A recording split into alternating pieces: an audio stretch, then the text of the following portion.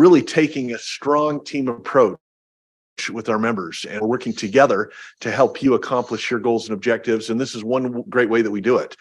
And so today we've got Evelyn from the OSHA UOSH department, who's going to talk to us about electrical issues. And there are lots of issues around electrical. We see a lot of accidents, and I'm sure that Evelyn will talk about some of that. But I just want to express appreciation for your membership in the trust. Watch for lots of great innovations and new things coming out this year as we develop the designated safety officer program and other programs that our loss prevention experts are bringing to you to help you with all of your work. Thank you. Evelyn.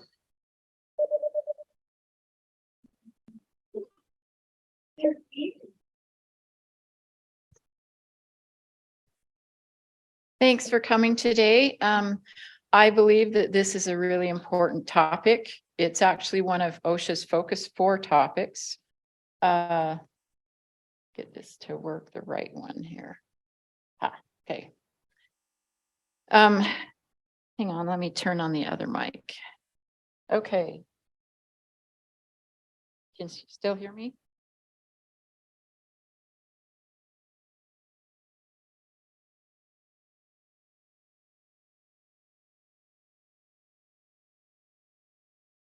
Okay. As I said, this is one of OSHA's Focus 4 topics.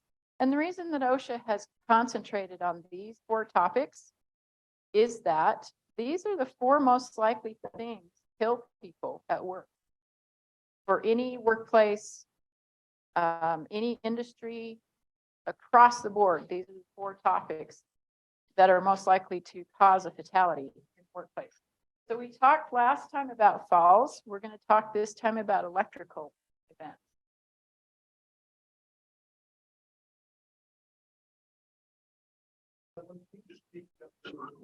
I can move this.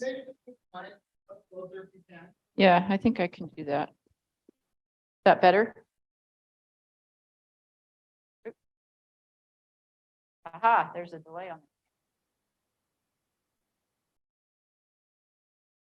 Okay, so here's some statistics, the Bureau of Labor Statistics.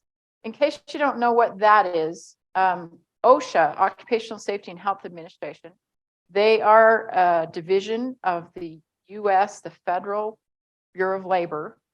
So another division of the Bureau of Labor is the Bureau of Labor Statistics. They are the ones that keep all the statistics for all the injuries and illnesses and things like that. We actually have a couple of people in our office at UOSH who work for BLS. They also work for UOSH. So if you ever have a question regarding statistics on anything that comes up at your workplace, you can call my office and ask those two to give you some information on specific BLS statistics for Utah. So I asked specifically for information on the most recent years. And of course, you have to remember the most recent published information for BLS is always a 2-year lag. So we only have access to up to 2020. And although they looked for information on this particular topic for me, they didn't really give me much in the way of useful information that was any different than this statistic that I already had. So I left this in. So this is from 2005 to 2015. And there were more than 2,000 fatal electrocutions across the country. That's a pretty big number. 24,000 non-fatal electrical shocks and other injuries. One interesting point about the BLS statistics is they count arc flashes, burns. They don't count them as shocks, which is kind of interesting. But so the statistics are kind of hard to weed out because they are putting that in that category. One of the things that I wanted to point out is that OSHA does estimate that approximately 80% of electrically related accidents, fatalities involving qualified persons, get to that topic, are caused by arc flash and arc blast. And this is one of the reasons that the National Electric Code came up with the 70E. So the National Electric Code is 70, that's the number of the code, but 70E is the one that actually addresses workplace safety having to do with the electricity. So federal OSHA hasn't adopted that. However, they suggest people, highly suggest people comply with that. And that's the one that's driving the idea of when you have a breaker panel on the wall, having that panel rated, what's the arc flash possibility? And it's some fairly complicated mathematical computations to figure that out. But it's a good idea to have it rated, because then the qualified people that might go work on it have an idea of what calorie their arc flash PPE should be. So arc flash PPE is rated in calories, as in if I have an arc flash or an arc blast come at me, how many calories of energy is that going to expend on towards me? So the higher the calorie rating, the higher the arc flash PPE should be rated. And by the way, when they talk about, arc flash PPE, they're talking about making it a survivable incident. They're not saying that you won't get hurt, which is kind of an interesting concept for people.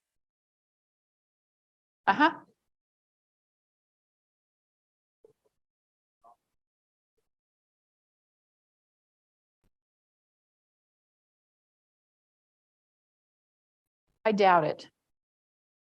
It's not on their published list of things they're working on. And in the 22 years that I've been at the office, I've found that federal OSHA moves very slowly, except maybe the COVID standard. They put that one in really quick. But for instance, when I started at the office in 2000, they were already telling people, oh, we're working on a combustible dust standard. 17 years later, they finally got one. So, most standards when it comes to OSHA are kind of on that timeline. There aren't very many that they have been able to get through very quickly. And it's not that they're dragging their feet or, playing around, not doing anything. Federal OSHA has a really tough way to get standards through. They have to convince Congress to agree to it. And, that's tough for any topic right now. But, and that's, I believe, one of the advantages we have to being state plan.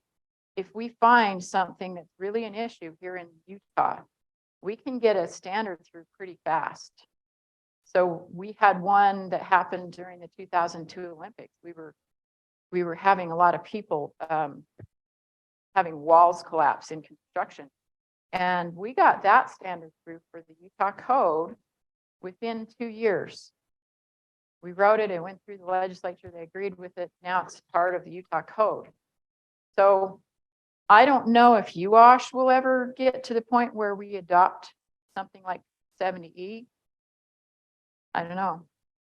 It really depends on how things go and whether there's an injury need to do it in Utah.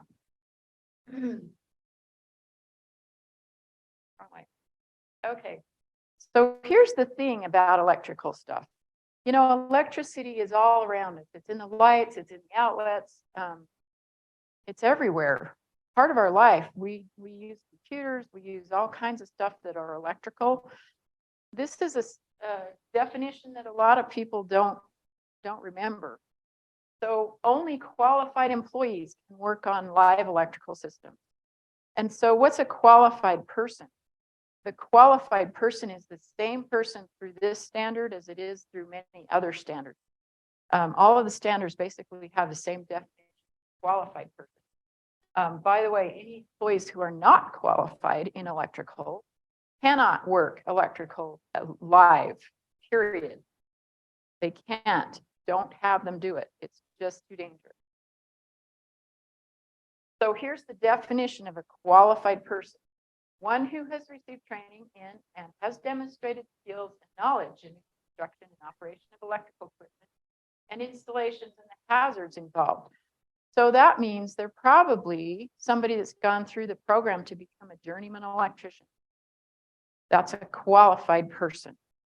And this, in the electrical standard, has these two notes. Note one is whether or not a person is considered a qualified person depends on training and other circumstances in the workplace. A person qualified to work on one type of systems or equipment may not be qualified to work on another type of systems or equipment. So that's something else to be cognizant of when you're talking about electrical stuff, because there are way different versions of electrical equipment. So how does electricity affect humans? Humans are a lot less immune to electrical shock than I think most of us think we are. So there's two types of electricity. There's natural electricity. So what would constitute natural electricity? Static. The one you think of a lot is lightning. Lightning's actually static. And then there's man-made electricity, and we make it in all kinds of different ways to generate it. There's two key points I want you to remember about electricity. You always have to have a circuit, and the electricity will always flow back to ground. So what's ground? Ground is literally the ground. Every electrical circuit goes back to ground. And electricity will take every available route to ground, not just the one you think it might take.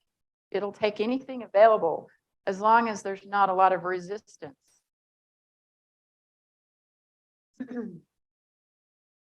So when we think grounded in electrical systems, we think, so grounded is like the white wire, and if there's 3 wires, usually the white one. So if you have the green or the bare wire, that's the wire that also takes electricity back to ground.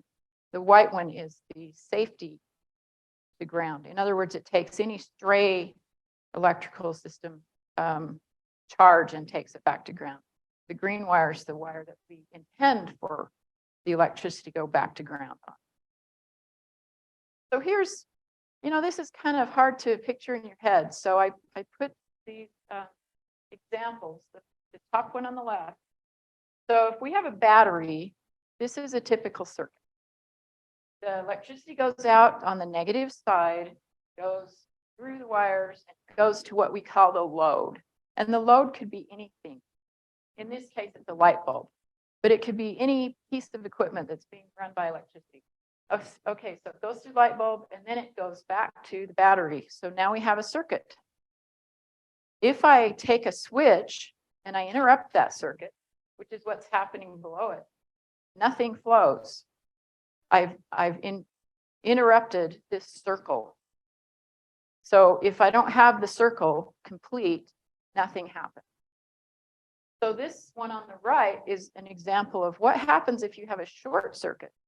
So the electricity goes out the negative side and it's flowing through the wires, and then something is connecting it to the part that goes back to the positive side. And it didn't get out to the load, and the load is not working. So this is an example of what is a short circuit. And hopefully the thing that connected it is not a person, because that's not a good place. So like I said, electricity will take all paths to ground, every possible path to ground, not just the one you think it will take. So there's 3 terms that you have to be familiar with when you're talking about electricity: amps, voltage, and resistance. They're measurements of the electricity. So for instance, amps or amperes, amps is short for ampere. Anyway, this is actually counting the volume of electricity going through the system. And if you wanted to get really technical, you could call it Coulomb, which means 6.25 times 10 to the 18. How many electrons are traveling through that? We don't want to count electrons because I can't deal with that big a number all the time. So instead of doing that, we call them amps. So the amp literally measures, I think of it as in water, how much volume of water is flowing through the system. That's what amps measure, the volume. So 1 amp, by the way, has 1,000 milliamps in it.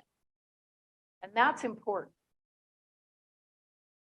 because of a little later, I'll be talking about that. So if I take one of these outlets as well, these are rated to have 15 amps. So 15,000 milliamps. And when I say rated, that's their comfortable draw. Can you draw more than 15 amps out of the outlet? Yes. And that's a problem because the system's not made for that.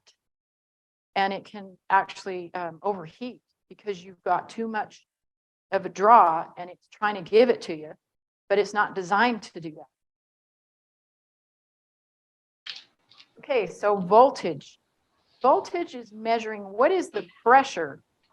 So if I have a water source and it's not much water, but I put it under really high pressure so that it squirts out and cuts metal, there are such things, that would be high voltage. So voltage is what is the pressure behind this stuff coming out.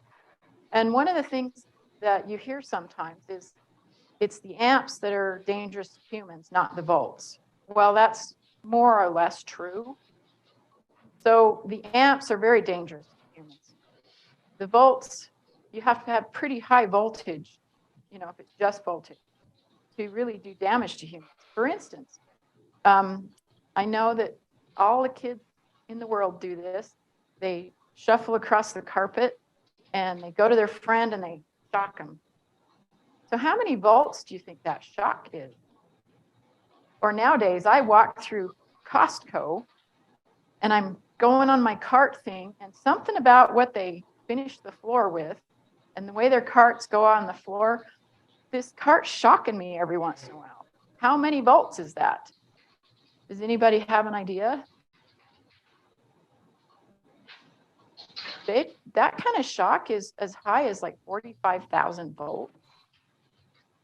It's pretty high, but it's almost nothing in the way of amps. So we can survive those kind of shocks. Sometimes it's uncomfortable, but that's volts, not amps.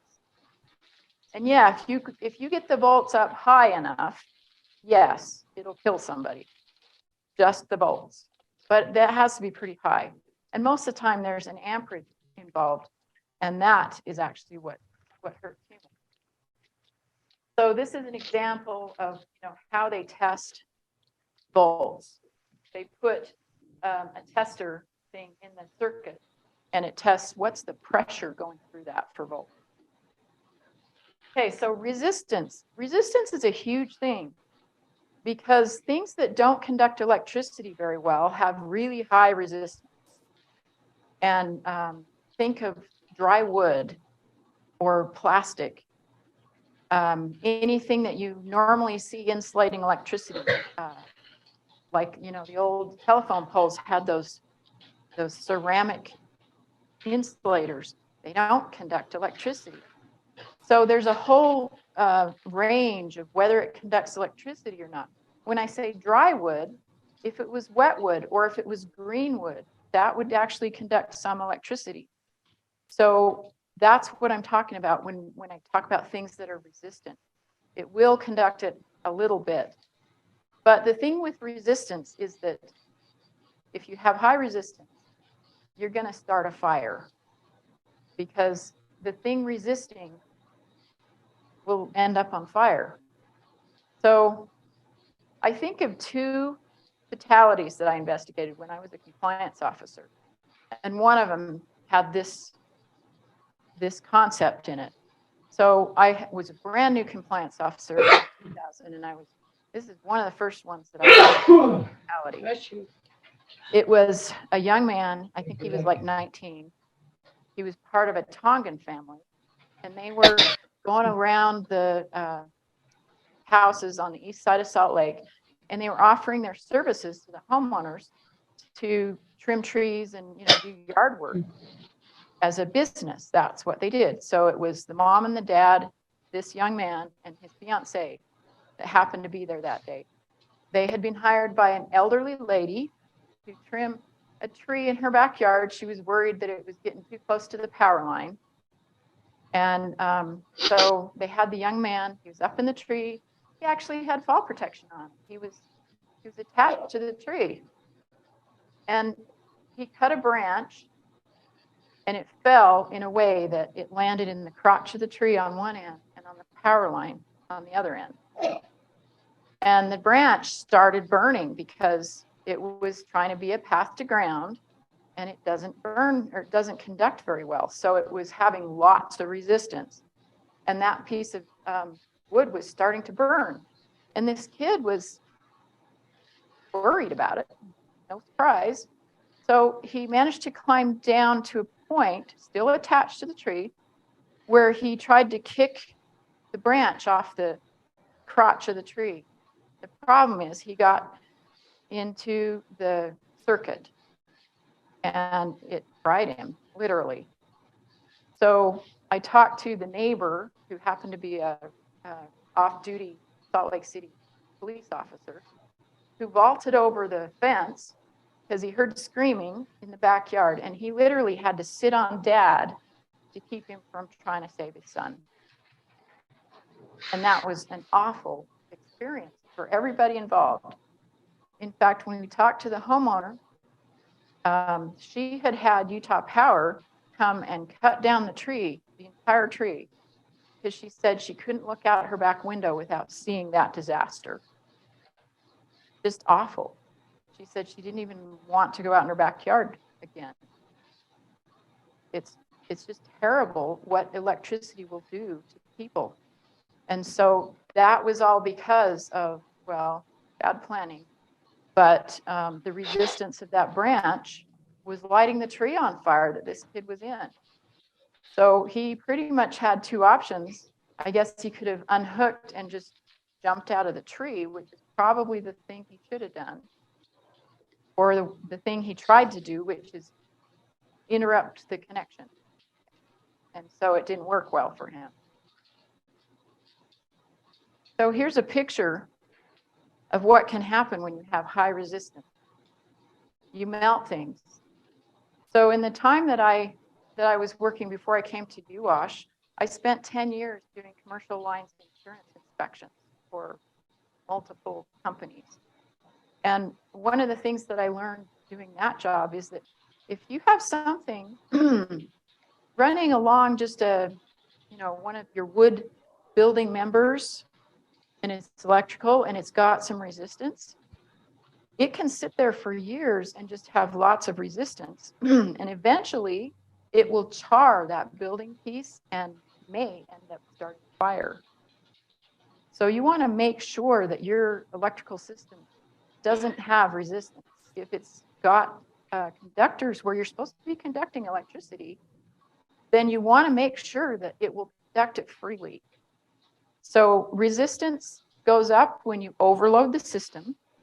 It also goes up when the system gets old and corroded or has influences like little animals chewing on it, which happens. That reduces the system's availability to run as efficiently, and you will start fires. So here are two terms that it really irritates me that the news media, they use them interchangeably, shock and electrocution. You'll have the person say, oh, we had a person electrocuted at blah, blah, blah work today, and he's recovering in the hospital. It's like, no, if he was electrocuted, he died. So shock can go the whole gamut from a tingle or an ouch, like the static electric shock, and no lasting effect. 2, excruciatingly painful. You can actually blow off body parts and have a life-changing event because of a shock, but you survived without your legs or your arms or whatever, but you survived. Then there's electrocution. That means they died. So that's what those two terms mean. So what influences electrocution? Number 1, the amps. How many amps is a person exposed to? Number 2, what was the path through the body? Really important. Number 3, the time that the current spent going through the body. So if you have a lot of amps or even a few amps, and you go through your heart,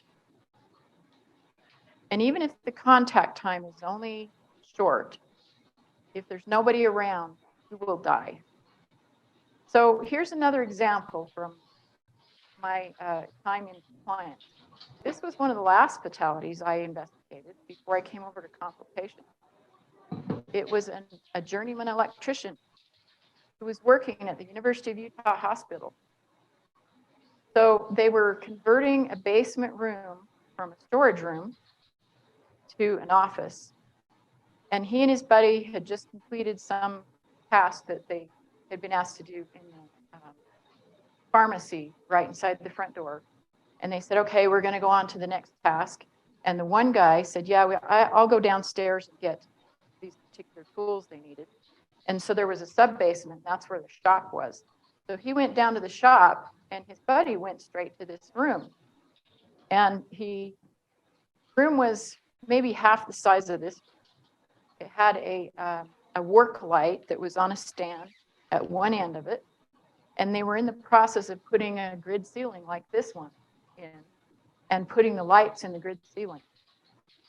So when his buddy came, he figured it was about 20 minutes from when he'd left him at the pharmacy to when he came back into the room. He saw his friend laying next to the ladder, which was an 8-foot fiberglass ladder. And the guy was on the floor on his back, and he thought he was literally taking a nap while he was waiting for him. So he went over and he kicked him, and nothing happened. And he bent down and figured out that he wasn't breathing. So then he ran out in the hall and flagged down a life flight crew, and they came in and they worked on him, and then they took him to the ER upstairs.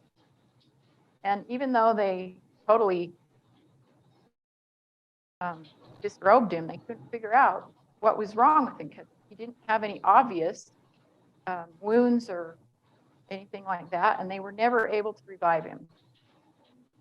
So they sent the body to the medical examiner, which is right next to the hospital. And the medical examiner, after very careful examination, found that there were 2 wounds. There was a wound between his fingers on his left hand and on his back.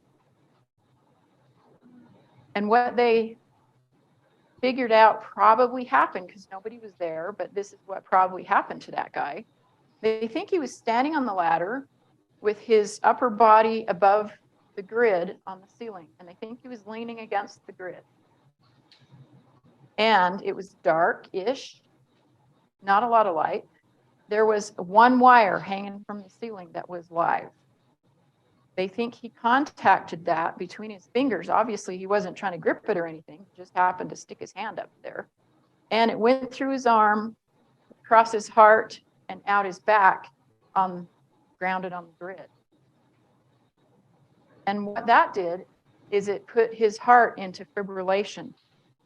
And he probably wasn't feeling good at that time, so he climbed down off the ladder, and he probably either sat down or laid down next to it.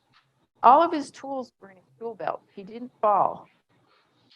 And he wasn't, laying like he had a fall. He probably put himself in that position. But there was nobody around. There's nobody around to administer CPR or an AED, which would have probably saved his life. He expired. So he probably had a very small shock and made him die because there was nobody there. So OSHA, I wish we had a standard that said that people working on electricity shouldn't work alone. This is why. We highly recommend that if you're going to work on electrical systems, you don't work alone, because if you get that kind of a shock and there's nobody around, you're going to die. So how do you prevent shock and electrocution? Stay away from the electricity, around the electricity, and use GFCIs or GFIs, because it circumvents all those things that can kill you. So one thing I wanted to show you, I spent some time as a pre-nursing student, and it was quite fascinating to go into the anatomy lab and study humans. One of the things we studied was heart muscle. Heart muscle is different from any other muscle in your body. For one thing, all the cells in a heart muscle do what this video is doing. They contract on their own. That's what they do. But if you can think, how many thousands or millions of heart muscle cells are there in your heart? If they're all doing this on their own and nothing's coordinating it, is any work going to be done?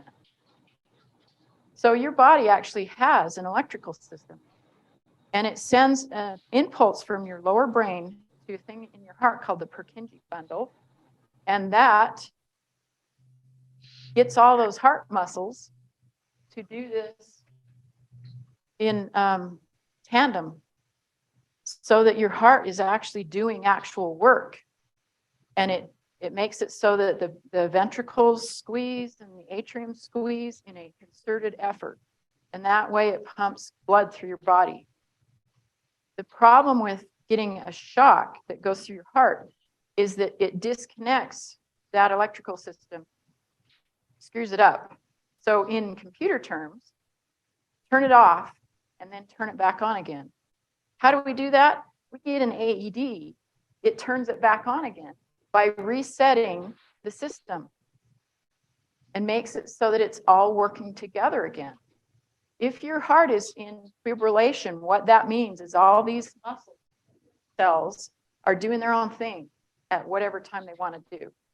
And so your heart's not working like it ought to. Hi, this is Mark Layton The with AED County Water resets that whole Conservancy system. District. I'm not at my desk, so if you leave your name and number, I'll call you Saved back. many lives. If It it's an saved 2 emergency, lives you in can my call me on office. my cell phone The at Labor Commission. 435 We had 2 people 5490. who went down. Thank you. One of Bye. them was a secretary, and she had that disorder where your heart just stops for some reason.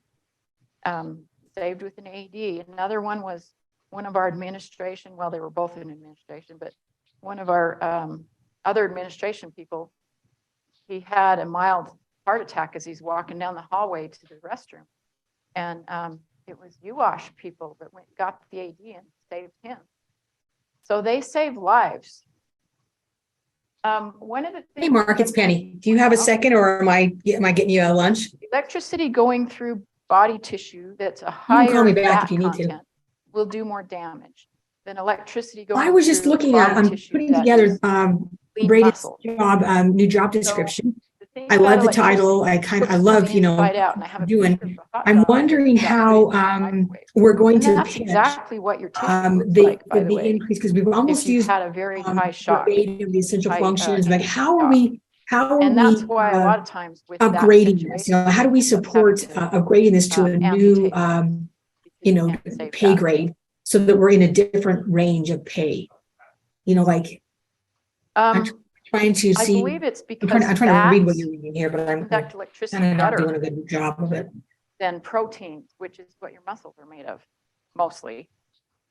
So here's an interesting. Mhm. Every time I read this, I just go, "Oh my gosh, I'm glad I'm not the one that did that one." Yeah.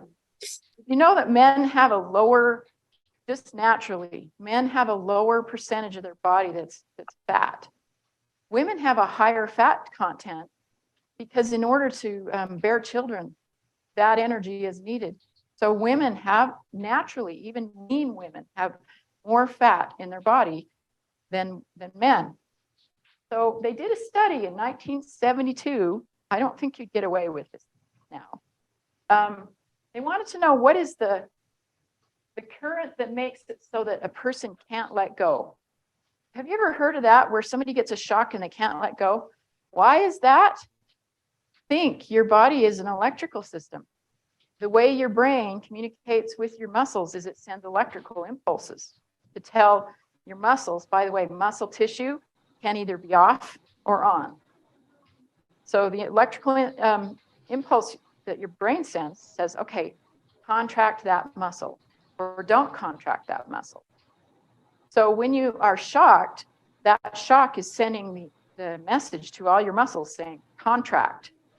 And I've, by the way, heard that that's very painful, because not only are the ones that would make you grip contracting, also the ones that pull your hand open or any other body part, they're also doing that. So what is the amount of electricity that you would have to make it so you can't let go? So in men, it's 9 milliamps. In women, it's 6. In children, which by the way have a much higher fat content in their body, it's 4.5. And then this author note: so far, it has been impossible to obtain reliable let go values for children. They just try at higher values. Like I said, I don't think you would be authorized, you'd get away with this study now.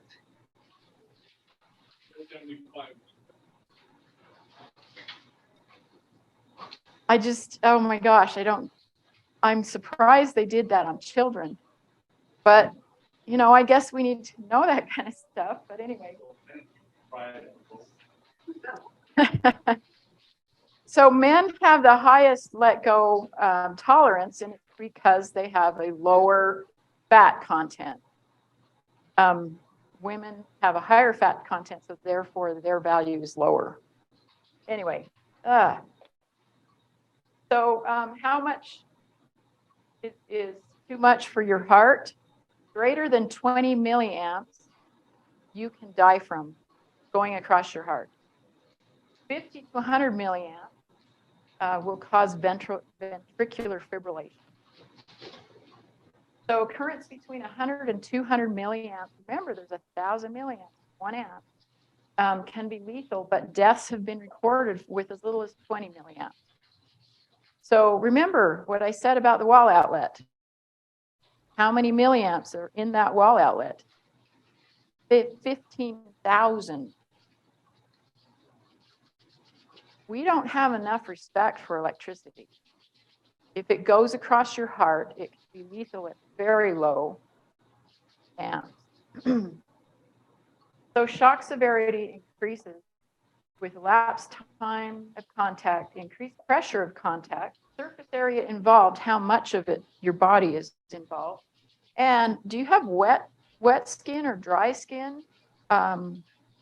If it's wet, you're going to make a better connection. Also, you think about a small light duty drill draws 30,000 milliamps. So here are the recognized injury prevention. I said isolation already. Insulate.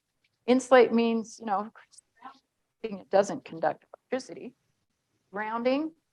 What that does is it gathers up any stray current and takes it to ground instead of for you.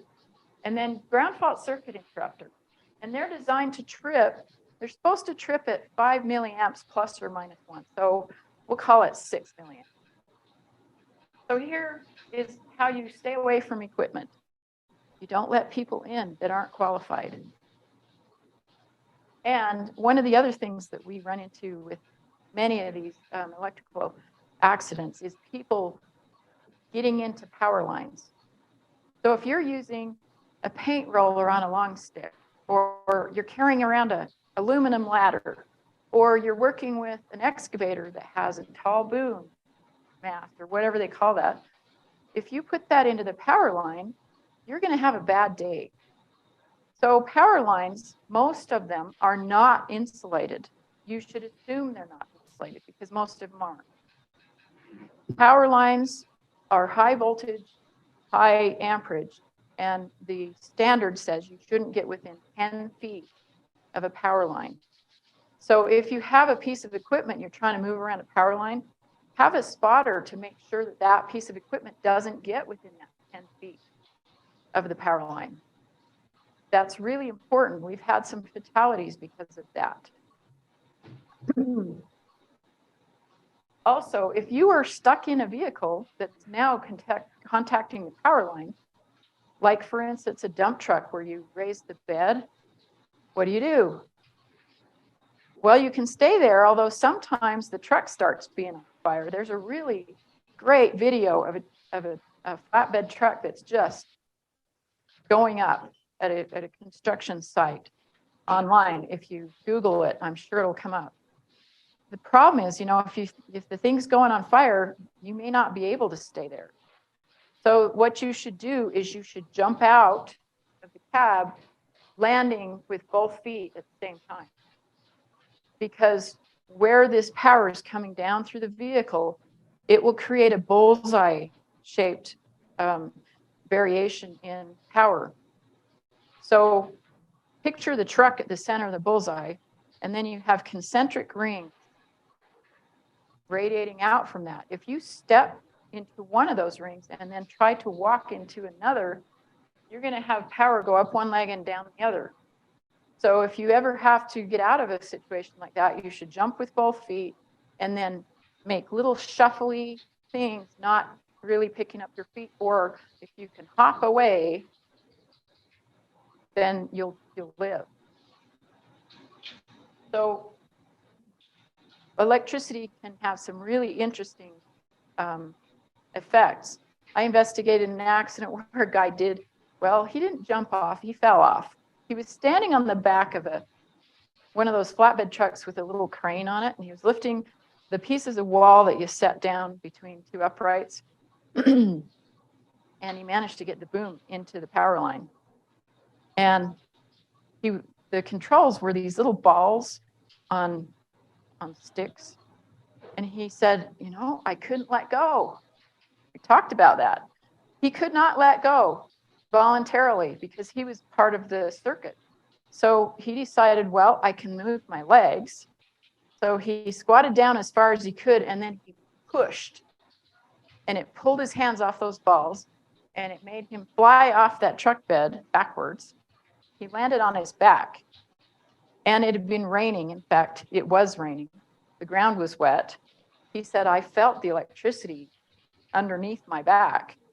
And he says, what I ended up doing was just rolling away. He never lost contact with the earth doing that. He just rolled away on the wet ground, and he survived. The only problem with that accident was it toasted the cable that he was lifting those wall sections with. They had to totally replace it and go through that truck to make sure all of the stuff worked. But he lived. He did exactly the right thing.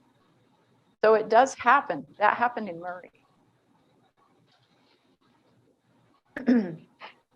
So insulation is there so that the electricity doesn't hurt us. So this is of breakers that have been blown off their connections by an arc blast. Arc blasts can happen when a breaker is opening or any other kind of switch. What it is that for a very short period of time, the electricity will arc between the two contacts instead of disconnecting.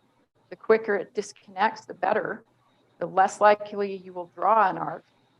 Arc blasts can be hotter than the surface of the sun, and they melt the enclosure and do stuff like this.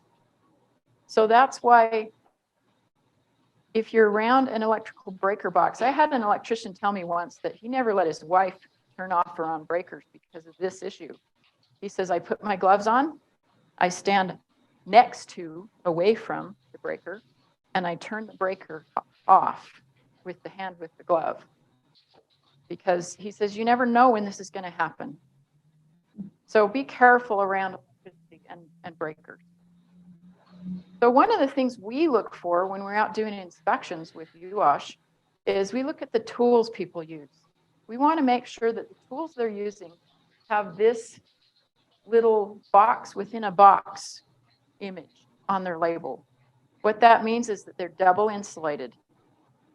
And you want to make sure that the insulation stays where it is. So if part of the tool starts to break, you know, a piece of the outer case starts coming off, that kind of thing, either fix it or get a new tool. You don't want yourself exposed to the electricity in that tool. Another thing we see a lot of is where the power cord goes into a tool like this, because they're bent a lot, that power cord will start showing wires. So either throw it away or fix it. Don't use it that way, because that's a good place to contact electricity and become part of the circuit. So here's some examples of some really bad extension cords, and this one on the left is actually Romex.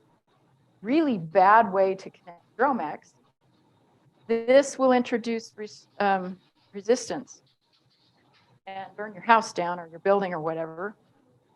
And if you're using extension cords that look like that, the chances are you can end up being shocked or electrocuted from the power in it.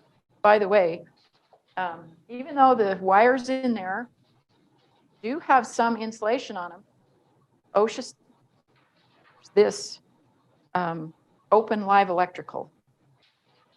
Without that outer jacket, it's open live electrical. Also, can you fix this by duct tape or electrical tape? What do you guys think? At home or at work? Don't do it at home either. You cannot put back the insulation value that this original jacket had with electrical tape, even if you put the whole roll on it. There are some things that they've invented. It looks like a plastic sleeve that you can insert over that section, and then you use like a heat gun. It melts it down, shrinks it onto the original insulation. That can restore the original insulation if it's properly done. But is it worth doing that for, you know, an extension cord? First, you have to get it over the plug-in, that little tube, which means you have to take the plug off. So I don't know that it's worth it, but that's the only way that I've heard of you can restore that UL rating for the extension cord.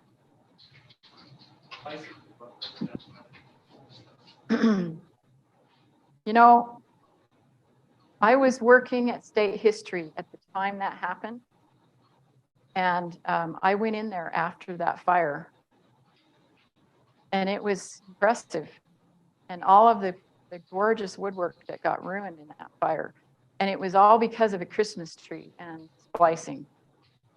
They said, yeah, it was like a $2 part that they could have bought, and it just totally ruined the inside of that mantle. And luckily, you know, the first lady at the time was home, and she almost didn't get out. And her security detail at the same time, they had a rough time getting the door open, because when you have a fire, it creates a big negative pressure, and they just about didn't get out of that. So, yeah, amazing how fires can get started. Okay, we talked about grounding. It literally is sending the electrical current to ground. So one of the things I wanted to talk about, and I didn't really realize this, it's coming up. We do see stuff like this. Don't do this. Don't just stick any old piece of metal where your fuse is supposed to be, because any old piece of metal won't fail like the fuse is designed to, and you'll have your building burned down. Oh, also, this is an example of a system is supposed to be grounded through the conduit.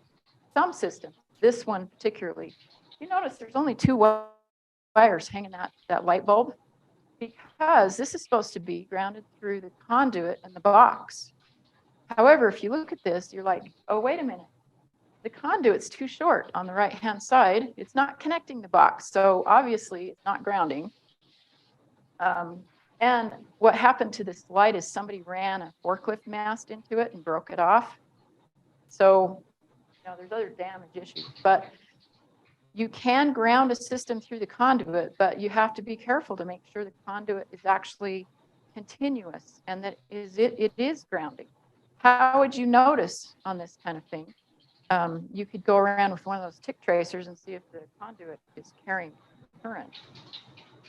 So here's another one we see a lot of, the pulling the wires out of the plug on an extension cord. And that a lot of times will disconnect the ground and you end up with possible electrocution. Here's another one I see so much. Walking out on a job site or place and I don't have a 3-prong outlet to plug it into, so I'll just rip off the ground prong. Don't do that. It's not a good idea with any kind of workplace thing. It's also not a good idea to do that at home. Replace your outlet with a 3-prong outlet. It's not that hard. So we get a question about generators. Can they be considered grounded? You know, I have a generator that I run my travel trailer with, but I don't put a ground prong in the ground for that generator. So how does it get around being grounded? Well, it can be considered ground if you're using it in the workplace for small tools. But if you're trying to run your job site trailer with a generator like that, you have to put in a ground rod. Okay, bonding and grounding. So a good thing to think about bonding is every time you fill your vehicle at the gas station, did you know you're bonded? That nozzle goes into your tank, which has a metal liner, and the nozzle's metal, and it also has a wire that goes back from the nozzle into the pump. And you are bonding your car to the pump. The reason for that, by the way, and this is a good thing to know, fuels like gasoline, because they're a totally saturated hydrocarbon, they do not conduct electricity very well. In fact, they produce static electricity when they're poured or run through any kind of pipe or hose or whatever. So it's actually making static electricity. Well, guess what starts gas fires at gas stations? Static electricity. So that's why every time you go to a gas station and hook up your car to the gas pump, it's bonding it to the pump. So it's taking that stray static charge and sending it back to the pump. So if you have any fuels, you should bond the containers together. Like this picture, we have 2 55-gallon drums of some sort of fuel. They're bonded together, and then one of them has a grounding clamp that goes to, I've seen these rooms, they have a metal thing along the wall, and they have these clamps, alligator clamps that clamp onto the drum, to the ground along the wall. So they effectively transmit any kind of static back to ground. So here's an example of all the things you can get for GFCI. There's a whole bunch that are made that you can work with. You can have them in the wall. You can have them back in the breaker box. You can just plug in an adapter that has GFCI. And if you've got extension cords, you can actually put this thing between the extension cord and the wall outlet that has a GFCI in it. So how does GFCI work? So here's a really interesting picture. I really like these pictures. So the way the GFCI works is it takes the current and tests it as it's going out to wherever the load is.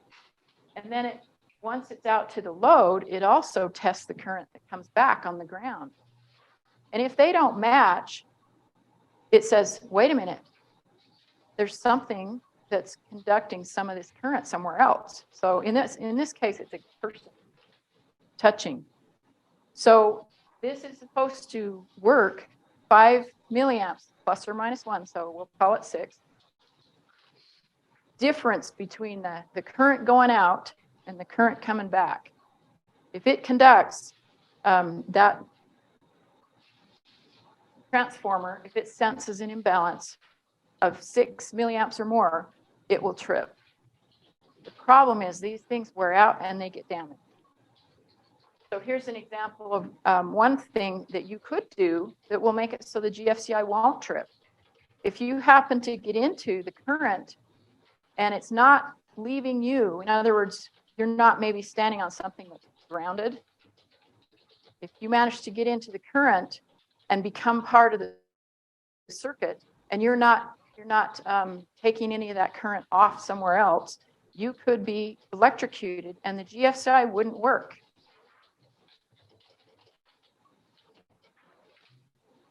So here's an example of what can damage GFCIs: lightning, power bumps. That's why you want to go into the GFCI in your bathroom, for instance, and push the test button every so often to make sure that this will actually work. Because how are you? things like that can damage them. And yes, it's there, but that transformer is damaged. I so had it's surgery not on my thumb last Oh, I Friday didn't know that. to correct trigger finger, which is a So the tendon thing I'm trying to issue. get to show up is that the So it doesn't look GFCI so bad right now because it's covered detects in that Band-Aid, 6 but then amps or okay, more. there's 6 It will stitches. set off in And, 1/40th. I just got the wrappings off yesterday. So they're really quick when they Can work. you move? I need can, to That's pretty darn good. yeah, So I can move it more now than I could before Forward. the surgery. I had a so. guy from Great Salt Lake Before the City surgery, I couldn't even bend. that have a box of a It's dozen still a little swollen GFCIs when you right out of the box, brand new. He figured that it was not uncommon to have a quarter of them and up to maybe a third of them not work right out of the box. So even new ones, make sure you test it once you put it in. Okay, one of the things I wanted to point out about electrical hazards, you notice this sign. Okay, if this is my electrical hazard, this says, caution, this sign has sharp edges. Do not touch the edges of this sign. Of course, down at the bottom, it says also the bridge is out ahead. So the thing I'm trying to point out here is don't get so fixated on one type of hazard like electricity and don't recognize the other hazards happening. So I've had people had electrical problems and then they had fall hazards. Either one can kill you. So you need to pay attention to all hazards because just focusing on one type of hazard is not going to make it so you're safe. There's other things that can kill you. So this picture came from some poor electrical guy down south, and these are cottonmouths that decided they'd hang out in his box out in the workplace. Imagine the fun if you opened that and had that come out of there. So also, there are these little critters that run around and stuff like that. You can have them get into your power system and ruin stuff. And they actually can be a fire hazard. And this is one of the things that's my pet peeve. I'll be going around doing a visit or inspection at a workplace, and the maintenance guys have taken off the wall plates to fix something, and then they didn't put it back. And I see this on not just electrical stuff, I see it on machine guarding and other situations. Maintenance people need to know that when they take the guard off or take the plate off, they have to put it back when they're done or lock it out until they're done. So be careful of other issues that are going into your electrical. Also, the standard actually says, these words are in the standard. It says electrical equipment will be installed in a workmanlike manner. So maybe they should say work person like that. I don't know. But anyway, this is an example of not workmanlike manner. You have to be able to figure out where these wires are going and not get into the wires you don't need to. Also, we do see this kind of thing fairly frequently. This is not a workmanlike manner. All that stuff should be enclosed in the box. because this is not considered dead front, as in you can't get into the electrical. Also, we see this at construction sites a lot, where you've got the box that the electrical companies put in, and then you have these wires doing whatever. This is going across a driveway and it's through the puddle, and you have to protect these things so that they don't get damaged. I have to tell you about a situation. I walked into a county who won't be named. It was their maintenance shed for their landfill. Walked into the maintenance shed, and it had a box like this. And I don't know if they lost the cover to the box or what the deal was. But as I got closer to the box, I'm thinking, that's a funky looking box. I mean, it looked like a normal gray, breaker box. But as I got closer, I noticed the bottom half of the breaker panel thing was rows of gray duct tape that had been stretched from one side of the box to the other side. I mean, it looked the same color as the box. So, good for color match. But how much insulation is one stripe of gray duct tape? So what we're looking at, these two lighter metal bars, those are the bus bars. Those are the current carrying parts of this thing. And if I only have one layer of duct tape over that, is that going to be enough insulation? So if I were to touch that, I would survive? Probably not. And it's not UL listed. Duct tape is not UL listed to do that. So don't get creative. Make sure that you cover the electrical carrying parts of these kinds of boxes. Okay, we get this question a lot. What is temporary wiring? So this relates to how long can you use an extension cord? And for what can I use an extension cord? Does anybody know what the limit of time I can use an extension cord is? 90 days. I can use an extension cord for 90 days. If I need it for longer than that, then maybe I ought to contact an electrician and get something permanent put in. It's temporary. So if you think about extension cords, they're very pliable. The reason they're pliable is they're made up of a whole bunch of little wires inside, so it'll bend. And it's easy to carry and work around stuff. And what does Romex look like? So Romex is the wire that you most see inside of buildings. It is a heavy duty piece of wire that's hard to bend. And the thing is that it's a solid piece. Electricity goes through that solid piece a lot better with less resistance than it goes through these many little wires in extension cords. Also, if you bunch up an extension cord with lots of kinks in it, you are breaking wires. And that's hard on the extension cord, because the more of those little wires are broken, the less it will conduct electricity, the more resistance it has, and it will heat up and cause a fire. So extension cords are meant to be temporary, 90 days max.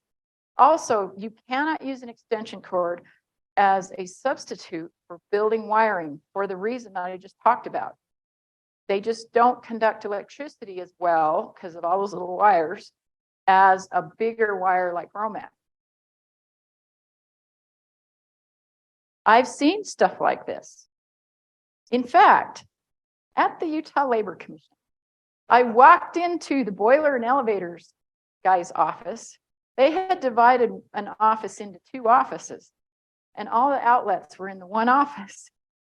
And so they had this situation. They poked a hole in the wall, and they had an extension cord going through the hole in the wall so that the other office could have their computer. No, no, no, no. This is not okay. Don't do this. So these are examples of what we've seen sometimes on construction sites where they just randomly wire lighting fixtures in really weird ways. So the one on the left, I'm thinking you could energize, that's a metal doorway. You could energize that doorway so easily doing that. Besides the fact it's going through the doorway. And then this thing on the right, who knows what they were. There's the ground wire hanging out in space. Anyway, don't do that.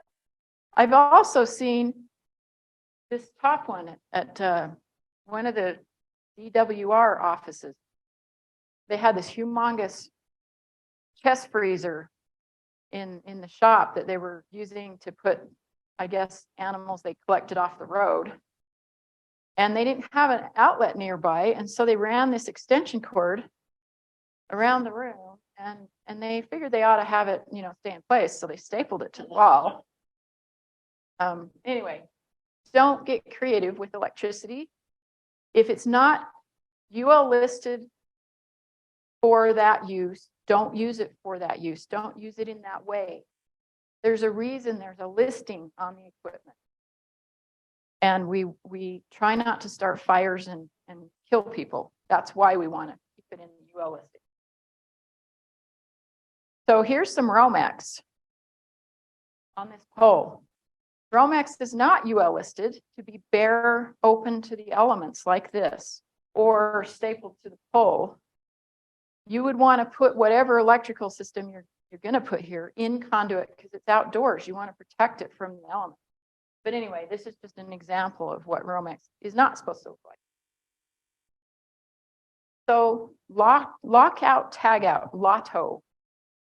There is a lockout, tagout standard in the machine guarding section of the standard, but there's an identical lockout, tagout section of standard in the electrical standards.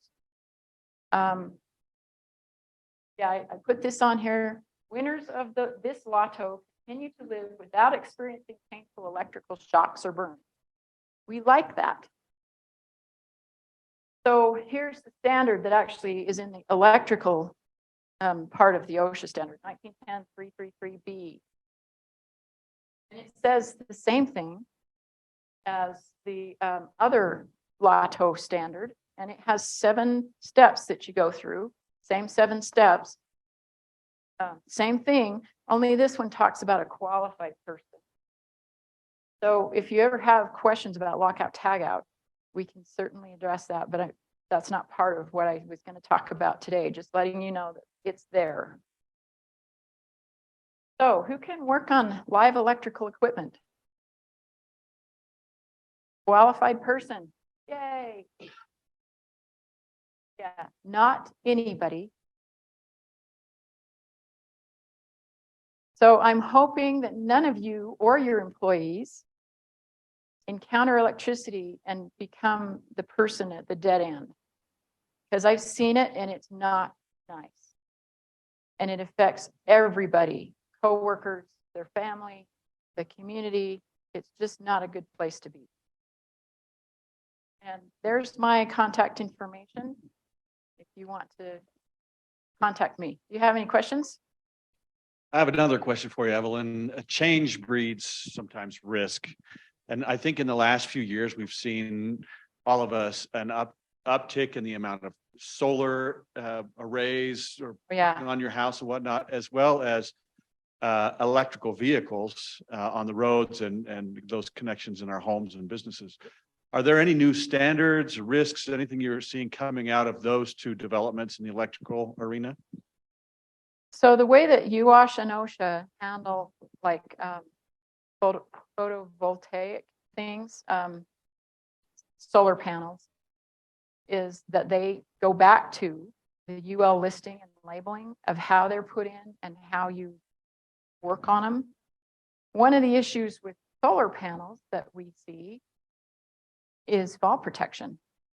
Now here's one, don't get so focused on the electrical issue that you don't look at the fall issue, because if I'm installing these things on my roof, there's a possibility that you could fall off the roof.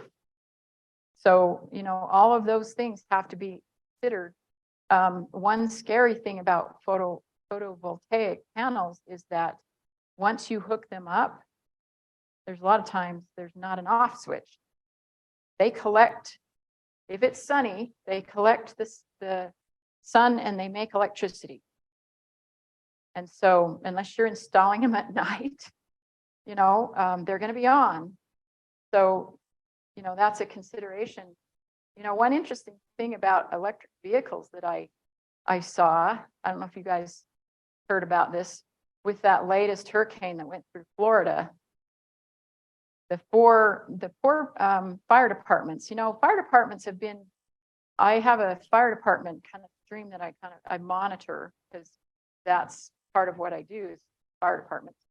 And they've been talking about fires with electric vehicles for quite a while. But with this latest hurricane, I heard on the news that they were having all kinds of problems with electric vehicles that got wet and compromised the battery. And those batteries have a self-propagating ability to be on fire. And the only way to stop it is large amounts of water to cool it off. So, that's something that we're going to have to address as a society going forward when we get more and more of those batteries, because they have had some really nice barbecues on the freeway and things with those batteries that catch fire for various reasons, and they're self-propagating. They're the same kind of batteries, by the way, that they don't want you to take on an airplane. Guess why they don't want you to take it on an airplane? Because they don't want the airplane to be on fire in the air. So, those are very interesting dilemmas that we're going to have to, I'm sure we're going to have some National Electric Code stuff written on that. How fast OSHA will accept that or adopt that, I don't know. It really depends on if there's a push to do it and how fast it gets done. Any other questions? Other questions?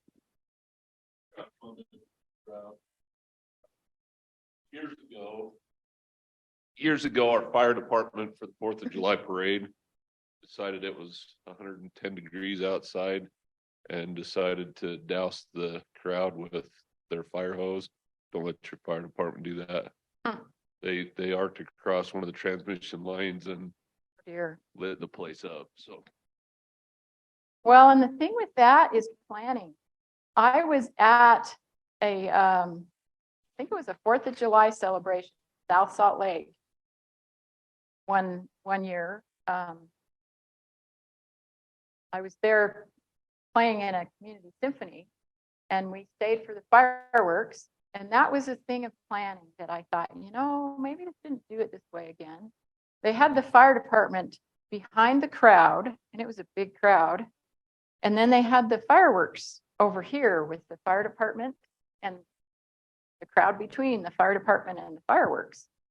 So they're setting off fireworks, and I don't know if one of the guys setting off the fireworks accidentally dropped one of their lighter things in the pile, but all of a sudden the whole pile went off, and it looked like a scene from Rambo with a guy running away, in silhouette, doing a tumble, and one of the fireworks went off and went across the street into one of these vans that's all tricked out, with the seats and kitchen and stuff inside it. Went through the window and blew up in the side of the van.